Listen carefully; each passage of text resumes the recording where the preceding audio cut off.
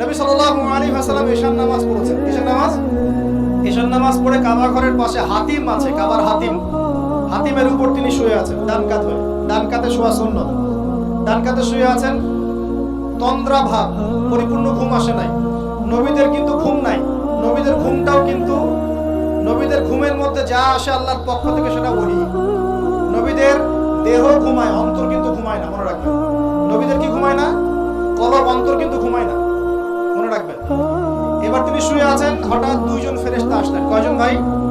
একজন জিবরাইল আলাইহিস সালাম, একজন মিকাইল আলাইহিস সালাম। এসে নবী সাল্লাল্লাহু আলাইহি ওয়াসাল্লামকে আস্তে করে জাগিয়ে দিলেন। জাগিয়ে নবী সাল্লাল্লাহু আলাইহি ওয়াসাল্লামকে হাত ধরে নিয়ে যাচ্ছেন। কোথায়? পাশে জমজম কূপের পাশে। পাশে জমজম কূপ আছে, দেখেছিলেন না? যারা হজ উমরা করে আসছেন হয়তো দেখতে পারবেন। এই জামজাম আগের মতো তো আর নাই, একটা আইডিয়া পাবেন আর কি। জামজাম কূপের পাশে নিয়ে গিয়ে নবী সাল্লাল্লাহু আলাইহি ওয়াসাল্লামকে আবার আস্তে করে শুইয়ে দেওয়া। এই যে পুরো ঘটনাগুলো ঘটে যাচ্ছে না, এগুলো কিন্তু মুহূর্তে ঘটে যাচ্ছে। মানে পুরো বিশাল ঘটনা ঘটে যাওয়ার পর দেখা যাবে ওই ওযুর পানি কেবল গড়িয়ে গড়িয়ে যাচ্ছে, এখনো শেষ হয়নি। মানে সময়কে নিয়ন্ত্রণ করে। পৃথিবীর সময়ের ফ্রেম আর আল্লাহ পাকের টাইম ফ্রেম এক নয়। আল্লাহ পাকের টাইম ফ্রেম টোটালি ডিফারেন্ট, আমাদের টাইম ফ্রেম আলাদা, মনে থাকবে। এখানে কিন্তু অনেক নাস্তিক অনেক প্রশ্ন করতে পারে। এবার শুইয়ে দেওয়ার পর নবী সাল্লাল্লাহু আলাইহি ওয়াসাল্লামের বুকটাকে একদম এই গলার নিচ থেকে নিয়ে যেখানে লোম উঠে নাভি, এই নাভি পর্যন্ত চিরে দেওয়া হয়েছে, জীবিত অবস্থাতেই, জীবিত অবস্থাতেই। এবার তার হার্ট, কলিজাটাকে বের করা হয়েছে। এই প্রথম ওপেন হার্ট সার্জারি নাম শুনেছেন কিনা? যে ওপেন হার্ট সার্জারি হচ্ছে। এবার এই কলিজাটাকে প্রথমে জমজমের পানি দিয়ে ধোয়া হয়েছে। কিসের পানি?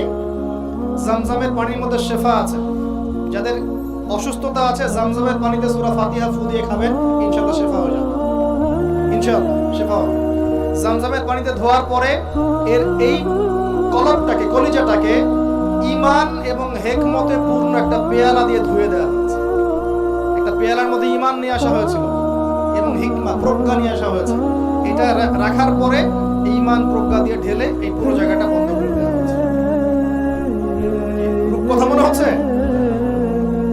আমরা যে নিঃশ্বাস নিচ্ছি এটাই কি আল্লাহর অলৌকিকত্ব না? এই যে হার্ট আমাদের পাম্প করতেছে, যখন আমরা ছোট বাচ্চা ছিলাম ওই সময় থেকে নিয়ে এখন পর্যন্ত পাম্প করছে, পাম্প করছে। এক সেকেন্ডের জন্য কি থেমে গিয়েছিল? এটাই তো অলৌকিকত্ব। যে আল্লাহ আমাদেরকে বাঁচায় রাখতে পারেন, সে আল্লাহর পক্ষে এগুলো করা কি অসম্ভব কিছু? আচ্ছা, এবার নবী সাল্লাল্লাহু আলাইহি ওয়াসাল্লামকে একটা বাহনের মধ্যে উঠানো হচ্ছে। বাহনটার নাম বুরাক। কি নাম? বুরাক। এবার বাহনটা হচ্ছে গাধার চেয়ে একটু বড়, খচ্চরের চেয়ে একটু ছোট এবং একটু লম্বা দেহের, সাদা রঙের। কি রঙের? এবার নবীজি এখানে উঠতে যাচ্ছেন, বাহনটা একটু ফাপড় নিল, একটু ভাব দেখালো। ভাব দেখানো বোঝেন কিনা? ওই যে আপনার গার্লফ্রেন্ড আপনার সাথে যা দেখায় আর কি। আছে তো গার্লফ্রেন্ড, না ভাই? আলহামদুলিল্লাহ। তাহলে স্ত্রী তো দেখায়। স্ত্রী ভাব দেখালে সবর করতে হবে। কি করতে হবে? স্ত্রী ভাব দেখালে সবর করতে হবে, চুপ থাকতে হবে। এগুলো টিপস শেখেন, না হলে বড় সমস্যা হতে পারে। স্ত্রী ভাব দেখাতে পারে, তখন সবর করতে হবে, চুপ থাকতে হবে। পরে দেখবেন ভাব নিজেই আবার ঠান্ডা হয়ে গেছে, ঠিক আছে? আর নিজে গরম হয়ে গেলে সমস্যা। আপনি গরম হয়ে গেলে পুরো একদম তরকারি পুরো যাবে একেবারে। কথা বুঝতে পারছেন? আল্লাহ বোঝার তৌফিক দান করুন। বোরাকটা ভাব নিচ্ছে আর কি। এখন বোরাককে জিবরাইল আলাইহিস সালাম বলছেন, এই শোনো, তোমাকে সৃষ্টি করার পর থেকে, ভালো করে শুনেন, তোমাকে সৃষ্টি করার পর থেকে মুহাম্মদ সাল্লাল্লাহু আলাইহি ওয়াসাল্লামের চেয়ে শ্রেষ্ঠ কোনো মানুষ তোমার গায়ে পা দেয় নাই। বলেন আল্লাহু আকবার। বলেন আল্লাহুম্মা সাল্লি আলা মুহাম্মদ, আল্লাহুম্মা বারিক আলা মুহাম্মদ। তোমাকে সৃষ্টি করার পর থেকে মুহাম্মাদের চেয়ে সাল্লাল্লাহু আলাইহি ওয়াসাল্লাম শ্রেষ্ঠ কোনো মানুষ তোমার পিঠে ওঠে নাই। সুবহানাল্লাহ। জান্নাত থেকেই বাহনটা নিয়ে আসা হয়েছে। কোথা থেকে? জান্নাত থেকে। এবার তিনি বোরাকে উঠলেন। বোরাক, ও আচ্ছা, বোরাক এই কথা শুনে কি করলো? বোরাক এই কথা শুনে ভাব তো চলে গেলই গেল, ও ঘামা শুরু করেছে, ঘামা শুরু করেছে, ঘামতে শুরু করেছে। অনেক সময় হয় না যে বড় কোনো ব্যক্তির সামনে গিয়ে মানে থরথর করে কাঁপা শুরু করেছে, ও ঘামা শুরু করেছে। এবার নবী সাল্লাল্লাহু আলাইহি ওয়াসাল্লাম উঠে বসলেন, বিসমিল্লাহ। এবার চলছে। কোথার দিক, কোন উদ্দেশ্যে চলছে? ওই যে জেরুজালেম, নাম শুনেছেন কিনা? ওই যেখান, যে জায়গাটা ইহুদিরা এখন দখল করে রাখছে আর কি, এবং তারা দাবি করে ওই জায়গা নাকি ওদেরই। মসজিদুল আকসাকে সরিয়ে এখন টেম্পল নির্মাণ করার চেষ্টা করছে। লাস্ট কয়েকদিন দেখলাম যে ওখানে খুব বোম্বিং হচ্ছে, ফিলিস্তিনি ভাই বোনদেরকে মারা হচ্ছে, বাচ্চাদেরকে মারা হচ্ছে, আর বলছে ফিলিস্তিন থেকে দেখলেই গুলি করে মেরে ফেলবে। এরাই তারা, আমি তো বারবার বলি আপনারা বিশ্বাস করেন না অনেকে, এরাই তারা যারা দাজ্জালকে অনুসরণ করবে, দেখে নিয়েছেন, এবং এদেরকে নিয়ে দাজ্জাল বিশ্বটাকে শাসন করবে। বিশ্বকে একা শাসন করতে পারে না, অনুসারী লাগে, এরাই তাদের অনুসারী। যারা বিশ্বের বড় বড় ডিপার্টমেন্ট এখন নিয়ন্ত্রণ করছে, ঠিকই অবশ্যই নিয়ন্ত্রণ করছে, ভিতরে ভিতরে, আপনারা বুঝতে পারছেন না। এবার ওই দিকে ছুটলো বোরাক। কিভাবে ছুটলো? নবীজি বলছেন সাল্লাল্লাহু আলাইহি ওয়াসাল্লাম, আমাদের চোখের সীমা যতদূর পর্যন্ত যায়, বোরাকের একটা পাই ততদূর পর্যন্ত যাচ্ছে। কখনো সূর্যাস্ত দেখেন নাই? কতদূর পর্যন্ত তাকানো যায়? ওই যে সূর্য ডুবছে অতদূর পর্যন্ত বোরাকের একটা পা চলে যাচ্ছে। নিঃসন্দেহে আলোর বেগের চেয়ে বেশি বেগে যাচ্ছে। যদি যারা ফিজিক্স পড়ছেন, এই যে অ্যাস্ট্রোনমি নিয়ে পড়াশোনা করছেন, আপনারা তো জানেন আলোর বেগের চাইতেও যদি দ্রুতগামী কোনো বাহন আবিষ্কার করা যায়, তাহলে সময়ের চেয়ে বেশি দূরে যাওয়া যাবে না? যাওয়া যাবে। বোরাকের গতি নিঃসন্দেহে আলোর গতির চেয়ে বেশি ছিল।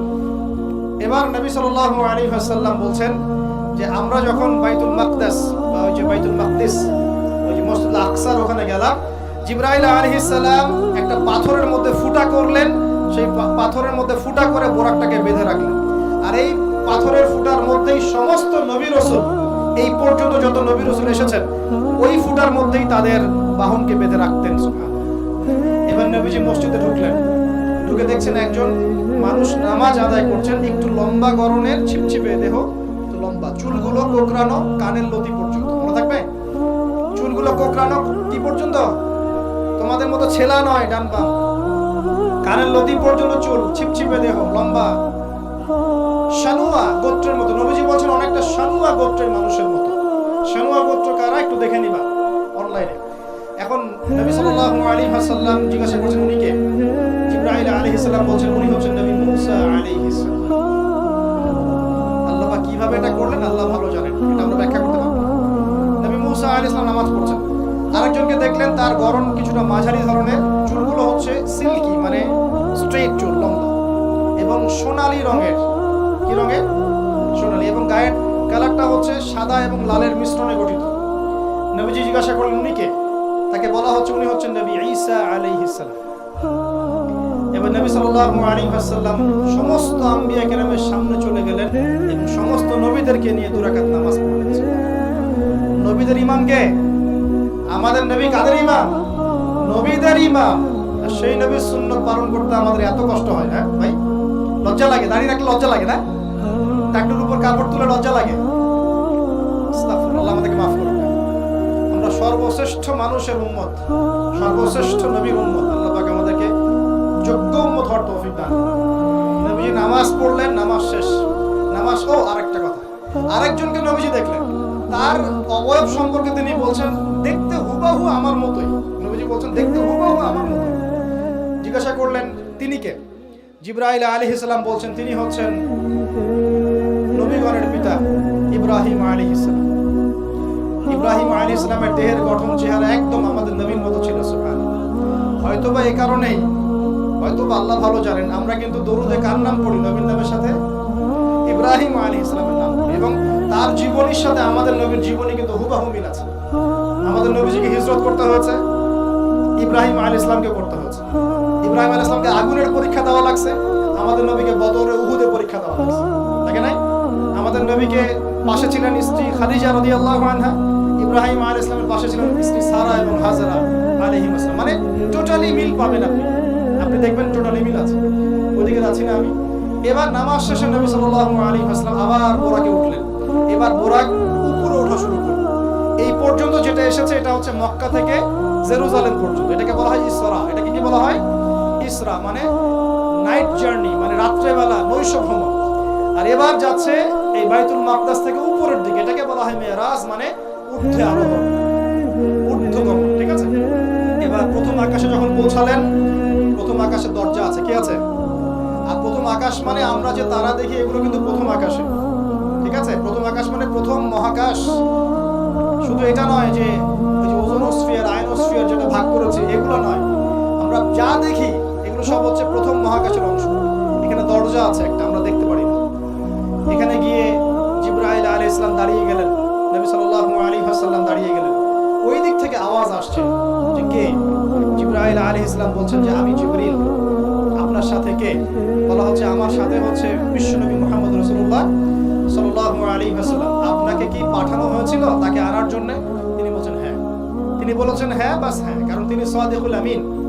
এবার দরজা খুলে দেওয়া হলো, তিনি ভিতরে ঢুকলেন, দেখলেন সেখানে একজন ব্যক্তি যিনি মাশাআল্লাহ ডান দিকে তাকাচ্ছেন, ডান দিকে অনেক আদম সন্তানের আকৃতি আছে, ডান দিকে তাকাচ্ছেন হাসছেন, বাম দিকে তাকাচ্ছেন, বাম দিকে অনেক আদম সন্তানের আকৃতি আছে, বাম দিকে তাকিয়ে কাঁদছেন। নবী সাল্লাল্লাহু আলাইহি ওয়াসাল্লাম বলেন উনি কে? তখন তাকে বলা হলো ইনি হচ্ছেন আপনাদের পিতা, আদম সন্তানদের পিতা, আদম আলাইহিস সালাম। আদম আলাইহিস সালাম নবীকে দেখে সালাম দিলেন। আদম আলাইহিস সালাম নবীকে সালাম দিলেন, নবীও সালামের প্রত্যুত্তর করলেন এবং আদম আলাইহিস সালাম তার জন্য দোয়া করলেন। তিনি উঠে গেলেন আরোহণ করে। এবার দ্বিতীয় মহাকাশে যখন চলে গেছেন, এই দ্বিতীয় মহাকাশ পর্যন্ত সায়েন্স যেতে পারে না, কেউই পারেনি, আল্লাহ রাসূল সাল্লাল্লাহু আলাইহি ওয়াসাল্লাম ছাড়া। এখানে গিয়ে তিনি দেখলেন সিমিলারলি দুজন বসে আছেন। কয়জন? দুজন। এবং দুজন এর পরিচয় জিজ্ঞাসা করলেন। জিবরাইল আলাইহিস সালাম বললেন ইনি হচ্ছেন ঈসা আলাইহিস সালাম আর ইনি হচ্ছেন ইয়াহইয়া আলাইহিস সালাম। দুজনের মাঝে কি সম্পর্ক? খালাতো ভাই। কি সম্পর্ক? খালাতো ভাই। এখানে বলে রাখি দুজনের মিলটা কি? এই দুজনকেই ইহুদিরা হত্যা করার চেষ্টা করেছে। ঈসা আলাইহিস সালাম এবং ইয়াহইয়া আলাইহিস সালাম উভয়কেই কারা হত্যা করার চেষ্টা করেছে? ইয়াহইয়া আলাইহিস সালামকে তো হত্যা করেই ফেলেছে, আর ঈসা আলাইহিস সালামকে হত্যা করার চেষ্টা করেছিল, কিন্তু আল্লাহ পাক সেটা হতে দেন নাই। আল্লাহ পাক তাকে উঠিয়ে নিয়েছে। তিনি আবার আসবেন কিনা? কোথায় আসবেন? সিরিয়ায়। কেন আসবেন? কারণ তিনি এই পৃথিবী থেকে দাজ্জাল এবং তার সমস্ত বাহিনীকে মেরে ফেলবেন ইনশাআল্লাহ, এবং প্যালেস্টাইন থেকে সারা বিশ্বে 40 বছর রাজত্ব করবেন ইনশাআল্লাহ। এটা হবে কিনা? বিশ্বাস আছে তো ইনশাআল্লাহ? এটা হবে ইনশাআল্লাহ। এরপর সামনে যান, তৃতীয় আসমানে উঠলেন। সেখানে দেখছেন একজন ব্যক্তি যাকে এই পৃথিবীর অর্ধেক সৌন্দর্য দেওয়া হয়েছে। নবীজি বললেন তিনি কি? এত অপরূপ সুন্দর। তখন নবী সাল্লাল্লাহু আলাইহি ওয়াসাল্লামকে বলা হচ্ছে তিনি হচ্ছেন ইউসুফ আলাইহিস সালাম, যাকে এই পৃথিবীর অর্ধেক সৌন্দর্য দেওয়া হয়েছে। আমরা সূরা ইউসুফ পড়ি আর মনে করি এটা হচ্ছে ইউসুফ জুলাইখার ঘটনা, তাই না ভাই? আসলে এখানে প্রেম কাহিনী কার? এখানে প্রেম কাহিনী হচ্ছে ইউসুফ আলাইহিস সালাম এবং তার বাবা। ভালো করে পড়ে দেখবেন, এখানে বাবা এবং ছেলের মহব্বতের কাহিনী বর্ণিত হয়েছে। আর ইউসুফ আলাইহিস সালামের বাহ্যিক সৌন্দর্য নিয়ে আমরা কথা বলি, তার বাহ্যিক সৌন্দর্যের চাইতে তার চরিত্রের সৌন্দর্য ছিল হাজার গুণ বেশি। জেনার অপবাদ দিয়েছে তাকে মানুষ, তিনি নির্দোষ হয়েও বিনা অপরাধে 12 বছর জেল খেটেছেন, তারপরেও তিনি অন্যায় পথে পা বাড়ান নাই। পারিয়েছেন? আল্লাহ পাক আমাদেরকে এগুলো বোঝার তৌফিক দান করুন। আরো উপরে উঠলেন, চতুর্থ আসমানে উঠে দেখছেন এখানে আরেকজন একইভাবে আছেন, তার নাম হচ্ছে ইদ্রিস আলাইহিস সালাম। কি নাম?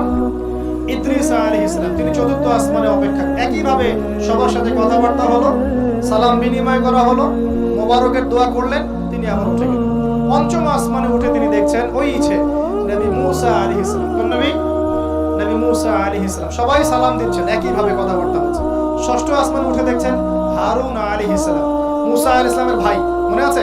হারুন আলাইহিস সালাম, যিনি ফেরাউনের কাছে দাওয়াত নিয়ে গিয়েছিলেন, মুসা আলাইহিস সালামের সাথে ছিলেন। সপ্তম আসমানে উঠে তিনি দেখছেন একজন ব্যক্তি যার চেহারা একদম নবীর মতোই। বাইতুল মামুর নামে একটা জায়গা আছে, এই জায়গায় হেলান দিয়ে বসে আছে। নবীজি বললেন উনি কে? জিবরাইল আলাইহিস সালাম বলছেন উনি হচ্ছেন আপনার নবীদের সবার পিতা ইব্রাহিম আলাইহিস সালাম। ইব্রাহিম আলাইহিস সালামের আশেপাশে অনেক ছোট ছোট বাচ্চা আছে, অনেক ছোট ছোট বাচ্চা। এই বাচ্চাগুলো কারা? এই যে মুসলিম অমুসলিমদের যাদের একদম নাবালক শিশুরা যারা মারা যায়, ওরা কি পাপ করেছে? এই নাবালক ছোট ছোট বাচ্চারা যারা মারা যায়, আল্লাহ রাব্বুল আলামিন তাদের রূহটাকে ওখানে রেখেছেন। তারা ওখানে খেলছে, যখনই ওদের পিতামাতার কথা মনে হয় দৌড় দিয়ে আসে ইব্রাহিম আলাইহিস সালামের কাছে। মনে রাখবেন, বাচ্চাদের সাথে কেন ইব্রাহিম আলাইহিস সালামকে রাখা হয়, এখানে একটা ব্যাখ্যা হতে পারে, আল্লাহু আ'লাম। শিশুদের সাথে থাকতে হলে শিশুর মতো মন থাকতে হবে।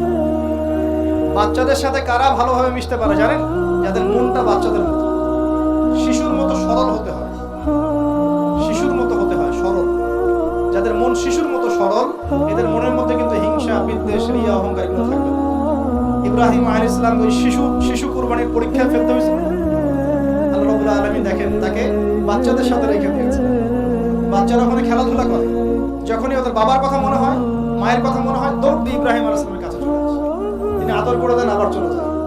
চমৎকার দৃশ্য।